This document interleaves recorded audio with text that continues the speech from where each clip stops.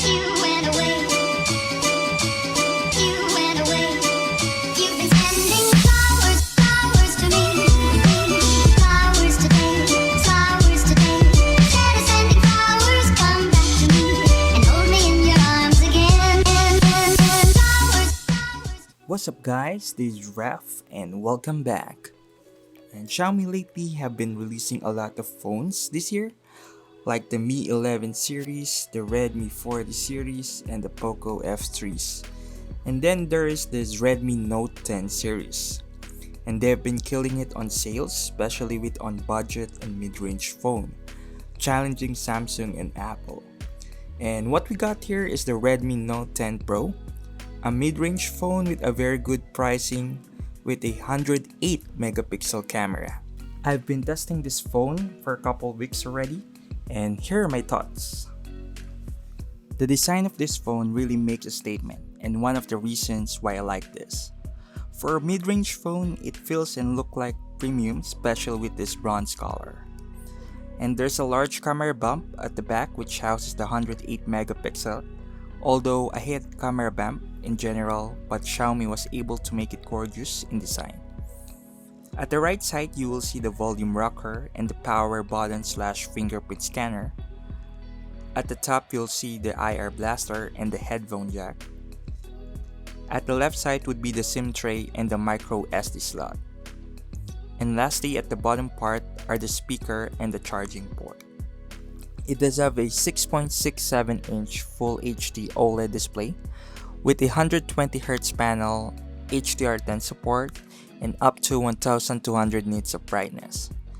It offers good sharpness, excellent contrast, deep color, and watching movies and medias are great on this phone. It's a pleasure to play games also with a vibrant screen and 120Hz refresh rate. I have no issues on using it outside, under the sunlight. The only complaint I have is front camera cutout, but overall, it has a great display. The Redmi Note 10 Pro is powered by a Snapdragon 732G chipset with 8GB of RAM and 128 storage. It's not a flagship processor, but it does the job fine. Navigating on the phone and switching from one app to another is smooth, thanks to its 120Hz display. Since this is Snapdragon G variant, its processor is optimized for graphics performance, and mostly you will see it when you playing games. It's already on Android 11, which is great, though I noticed some frame drops especially on some MIUI stock apps and some inconsistency on the dark mode on this MIUI 12. But normally these small issues can be solved by software updates. For the benchmark, you can see it on this link, where I tried to compare its benchmark performance with other old Android phones. So I tested some games like COD, Mobile Legends, Asphalt 9, and you can play them all at high settings. It gets warm, but not as hot as other phones. I even play Genshin Impact on mid and low settings, with low settings being the best option for it. Here are some samples.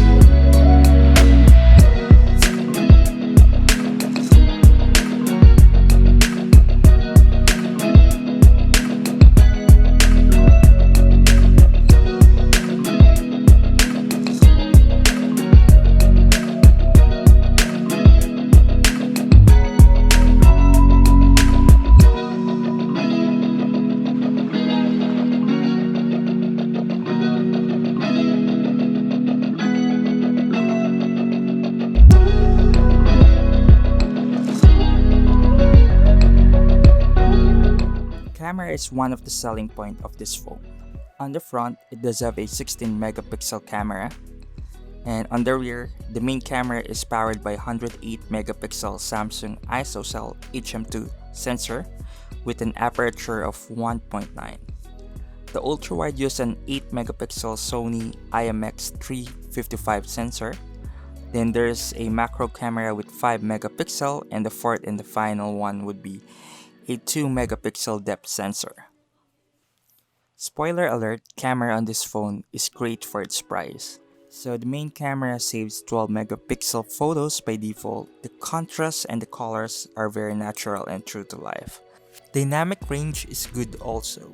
The night mode is good too, and the 100 megapixel mode is good for cropping since when you zoom it, it still retains the quality. The 8 megapixel ultra-wide photos are just fine. The macro is good and better than expected. The 16 megapixel samples from the selfie camera offers enough details, and the color are nice and the contrast is excellent. For videos, it can record up to 4K 30 frames per second only. It doesn't have any OIS, although its videos are just okay. Good already for posting for social media. It does also have the super steady mode, but only for 1080p 30 frames per second. And here are some video clips.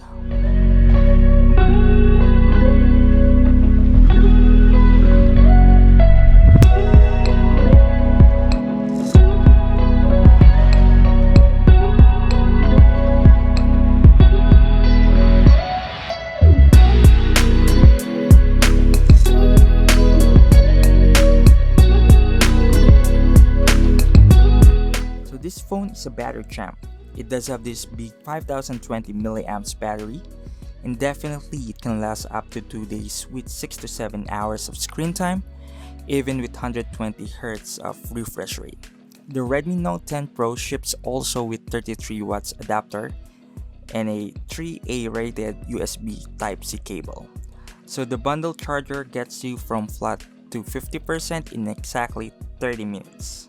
For its other feature, this phone is IP53 rated, though it's not fully waterproof phone. It's a splash-proof phone and it's good additional protection. It does have a stereo speakers, which unbelievable great and loud.